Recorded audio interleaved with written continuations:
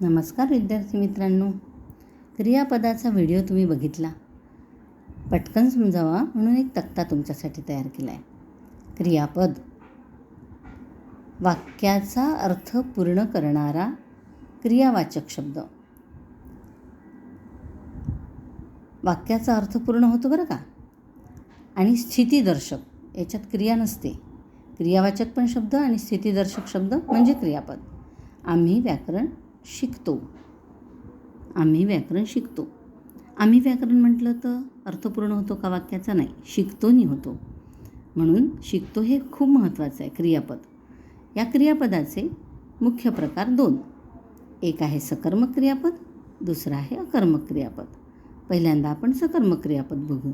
सकर्मक क्रियापदातच बघा लिहिलेलं आहे सकर्मक, कर्मासहित, म्हणजे कर्म असते आणि कृती पण असते. याच्यामध्ये कर्मही असतं आणि कृतीदर्शक असतं सकर्मक क्रियापद. सकर्मक क्रियापद उदाहरण बघा, मी व्याकरण शिकविते. आता आपल्याला यात दोन गोष्टी शोधायच्या, कर्ता आणि कर्म. तर क्रियापदाला प्रश्न विचारा. क्रिया करणारा, करणारी, करणारे कोण? म्हणजे कोणती? व्याकरण शिकवते, शिकविणारा, शिकविणारी किंवा शिकवणारे कोण? काय सापडतो? कर्ता सापडतो. कर्ता. नारा, नारी, नारे प्रश्न विचारा, कर्ता सापडतो.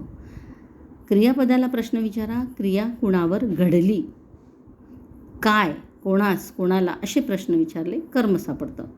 या दोन गोष्टी खूप महत्त्वाच्या आहे, कर्ता सापडणे आणि कर्म. त्याशिवाय आपल्याला हे कळणार नाही. आता उदाहरण बघा, आई स्वयंपाक करते. आता प्रश्न विचारला, करणारी कोण? स्त्रीलिंगी असल्यामुळे आपण नारी कोण, नारी कोण, करणारी कोण? आई.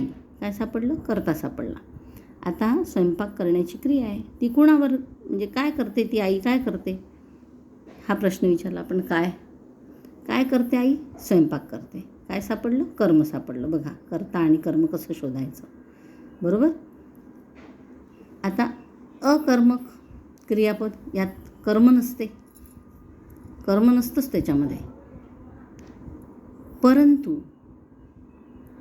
याचे दोन गोष्टी यात लक्षात ठेवायच्या. स्थितीदर्शक, ज्यात कृती नसते, आणि गतिदर्शक असते, त्यात कृती असते. मी, उदाहरण, मी आनंदाने शिकतो. शिकणारा कोण? मी. शिकण्याची क्रिया कोणावर घडली? मीच. म्हणजे दोन्हीही प्रश्नांची उत्तरं कर्त्यावरच येऊन थांबतात, म्हणून हे अकर्मक क्रियापद. यात काही गोष्टी आहे, मला शाळा आवडते यात दिला आहे, यात कृती नाही, त्यात स्थिती आहे. स्थितीदर्शक घेतलं की नाही आपण, ज्यात कृती नसते.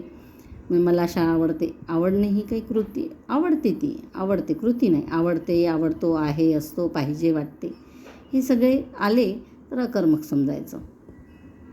आता याचे दोन काही उपप्रकार आपण घेणार आहे. तर यात पहिला आहे द्विकर्मक. यामध्ये पहा, द्विकर्मक म्हणजे दोन कर्म असतात, बरोबर. दोन कर्म ते कसे? उदाहरण घेऊ. मी विद्यार्थ्यांना क्रियापद शिकविते, बरोबर. आता मी प्रश्न विचारते, शिकविणारी कोण? मी. काय सापडला? कर्ता. आता कर्म शोधायच्या दोन. शिकविण्याची क्रिया कुणावर घडली? पहा, कुणावर घडली प्रश्न विचारला, विद्यार्थ्यांवर. विद्यार्थी व्यक्ती आहे म्हणून व्यक्तिवाचक खाली दिला आहे. याच्यात दोन कर्म असतात, एक व्यक्तिवाचक असतं, एक वस्तुवाचक किंवा इतर असतं. आता शिकवण्याची क्रिया कोणावर घडली? विद्यार्थ्यांवर. आणि काय शिकवते? क्रियापद शिकवते. बघा, ते वस्तुवाचक. एक व्यक्तिवाचक असतं द्विकर्मक क्रियापदात आणि एक वस्तुवाचक किंवा इतर असतं. तर हे बघा, जे व्यक्तिवाचक असतं ते अप्रत्यक्ष कर्म आणि जे वस्तुवाचक असतं ते प्रत्यक्ष. हे प्रत्यक्ष वस्तुवाचक खूप महत्त्वाचं असतं. आणि हे दोन्ही मिळून द्विकर्म, दोन कर्म सापडले त्याच्यामध्ये, म्हणून हे द्विकर्मक क्रियापद. आता त्याच्या पुढे बघा, सहाय्यक क्रियापद. मी शिकत. वाक्याचा अर्थ पूर्ण होतो का? नाही. मी शिकत आहे. जेव्हा शिकण्याच्या क्रियेला आहे हे क्रियापद सहायता करतो, सहायता, सहाय्यक, मग ते सहाय्यक क्रियापद. अधोरेखित आहेला आहे. बघा, या शिकण्याच्या क्रियेला आहेनी सहायता केलेली आहे. हेच उदाहरण मी खाली घेतलं आहे संयुक्त क्रियापदात. बघा, संयुक्त क्रियापद, धातू साधित व सहाय्यक क्रियापद एकत्र येतात. आता शिकणे, शिक ही धातू आणि आहे शिकत आहे. मी शिकत आहे हे दोन गोष्टींना आपण अधोरेखित केलं. शिकत आहे वरती असं अधोरेखित असेल आहेला सहाय्यक, आणि दोन्हीला अधोरेखित केलं असेल तर कोणतं? संयुक्त क्रियापद. बरोबर. आता स्थितीदर्शक किंवा स्थित्यंतरदर्शक याच्यामध्ये कृती नसते. मी आधीच सांगितलं स्थितीदर्शकमध्ये कृती नाही. आता मी शिक्षिका आहे. स्थितीदर्शक ही माझी स्थिती आहे. शिक्षिका आहे म्हटलं तर स्थितीदर्शक. मी शिक्षिका आहे पण त्यात बदल झाला तर स्थित्यंतर म्हणजे बदल झाला आहे. मी पर्यवेक्षिका झाले. आता याच्यात एकच गोष्ट लक्षात ठेवायची, आहे स्थिती आणि झाले स्थित्यंतर. मग विद्यार्थी आहे आणि मी उदाहरण दिलं तर नागरिक झाले असं. नंतर प्रयोजक क्रियापद. करता क्रिया स्वतः न करता दुसऱ्यांकडून करवून घेतो तेव्हा प्रयोजक क्रियापद. उदाहरण, शिक्षक मुलांकडून अभ्यास करवून घेतात. म्हणजे ती क्रिया शिक्षक करत नाही, मुलांकडून करून घेतात अभ्यास करण्याची. जेव्हा करता ती क्रिया स्वतः करत नाही आणि इतरांकडून करून घेतो तेव्हा प्रयोजक क्रियापद.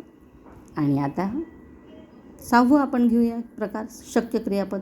कर्त्याच्या ठिकाणी क्रिया करण्याचे सामर्थ्य निर्माण झालेले आहे. म्हणजे पहिले तो काम करू शकत नव्हता पण आता ते काम करणं शक्य झालं आहे. शक्य क्रियापद.